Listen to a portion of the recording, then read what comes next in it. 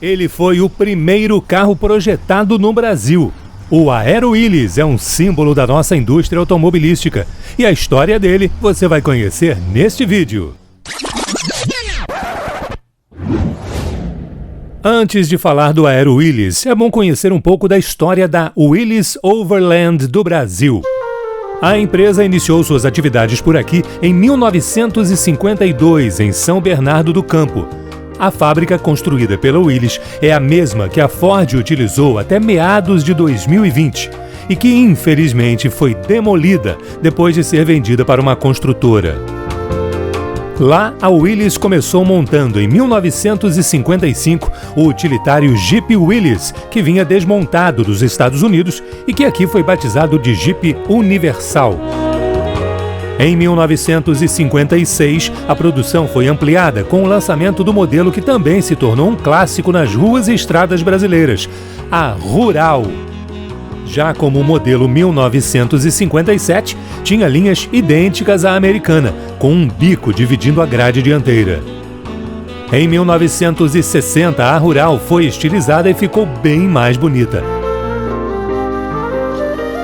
Nesta mesma época surgia a picape Jeep, a mesma que depois se tornaria a Ford F-75. Em 1959, a Willys iniciava a fabricação, sob licença, do modelo Renault Dauphine, sucesso de vendas na Europa e que era integralmente feito no Brasil. Depois também o irmão mais potente, o Gordini, além de outras versões. Mas um ano antes, em 1958, a Willys começou a discutir o lançamento do seu novo carro para ampliar o leque de veículos oferecido no país. E em março de 1960 foi lançado o Aero Willys, um sedã grande, segmento ainda inexplorado pela empresa no Brasil. Aliás, um segmento praticamente inexistente, porque o único concorrente na época era o Simca Chambord. Com linhas arredondadas típicas dos anos 50, era um projeto herdado da Willys norte-americana. Nos Estados Unidos, ele tinha sido lançado em algumas versões e com nomes variados, como Aero Ace, Aero Eagle e Aero Lark, mas não fez muito sucesso. Com isso, todo o ferramental foi enviado para a subsidiária brasileira. Concebido sobre a plataforma do Jeep, ele mantinha o motor de 6 cilindros, a suspensão e a direção do utilitário, e tinha freios a tambor nas 4 rodas. Com isso, o desempenho não era lá grande coisa, pois o carro pesava mais de 1.400 quilos, muito mais que o Jeep, e ainda podia levar 6 pessoas nos seus 2 bancos inteiriços. Mas como o início foi promissor, a Willys se animou. E logo no ano seguinte ao lançamento do Aero, a empresa já começou a criar a segunda geração.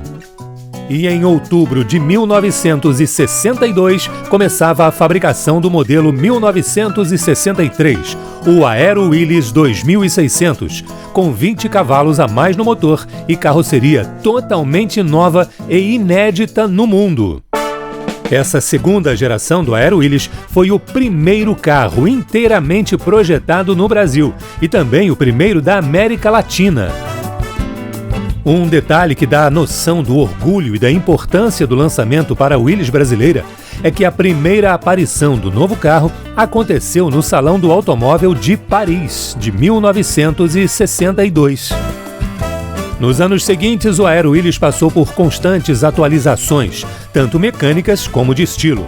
No modelo 1965, a traseira ganhou uma tampa do porta-malas com linhas retas, mas de acordo com o design do carro, enquanto os paralamas perdiam o estilo rabo de peixe e as lanternas agora ficavam num ângulo inverso. A evolução da linha continuou com o lançamento do Itamaraty em 1966. Externamente, era possível reconhecer o Itamaraty pela grade dianteira inteiriça, sem aquela divisão central no estilo da frente da Rural. E as lanternas traseiras eram horizontais e tomavam praticamente toda a largura do carro, ficando muito mais elegante do que as do primo Aero. Mas era dentro do carro que a versão mais sofisticada da linha se diferenciava. O Itamaraty vinha com interior em couro, painel e portas com detalhes em madeira jacarandá, luzes de cortesia e lâmpadas de leitura direcionais e outros acessórios de luxo. Juntamente com melhorias mecânicas, o uso de isolamento térmico e acústico tornava o carro bem mais silencioso que o Aero Willys comum. Em 1967, o Itamaraty ganhava novo motor, com 3 litros e 132 cavalos de potência, e ar-condicionado opcional. Outra inovação da Willys na linha foi o Itamaraty Executivo.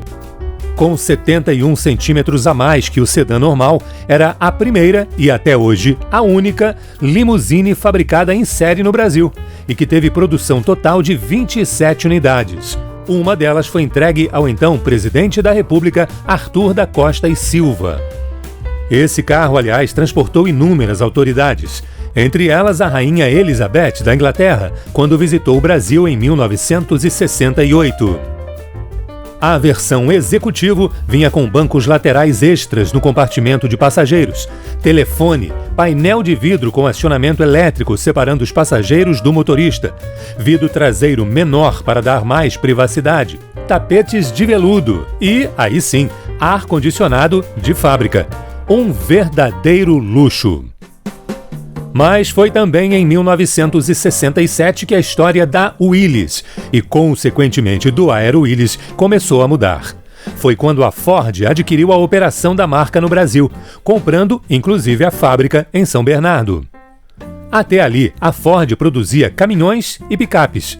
E naquele mesmo ano lançaria o Galaxy, primeiro modelo de luxo produzido no país. Com a compra da Willys, passou a ter uma ampla linha, com o Gordini, o Aero, o Jeep, a Rural e a Picape.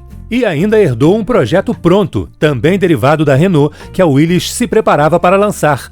A Ford assumiu o projeto e deu a ele o nome de Corcel. Mas isso é história para outro vídeo. Com o lançamento do Galaxy, o Aero Willys e o Itamaraty envelheceram rapidamente e começaram a perder espaço no mercado. O Galaxy era um projeto muito mais moderno e alinhado com o que se produzia fora do Brasil.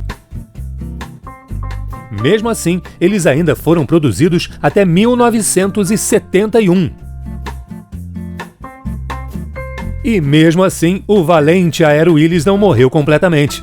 Seu motor passou a equipar um novo carro.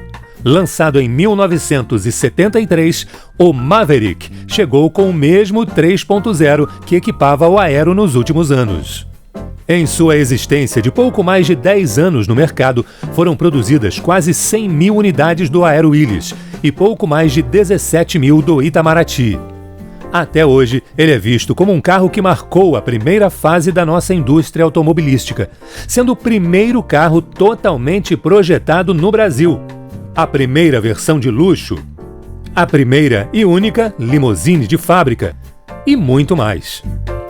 Então, quando encontrar um Aero Willys em alguma exposição de carros antigos, lembre-se de toda essa história de um grande carro produzido no Brasil.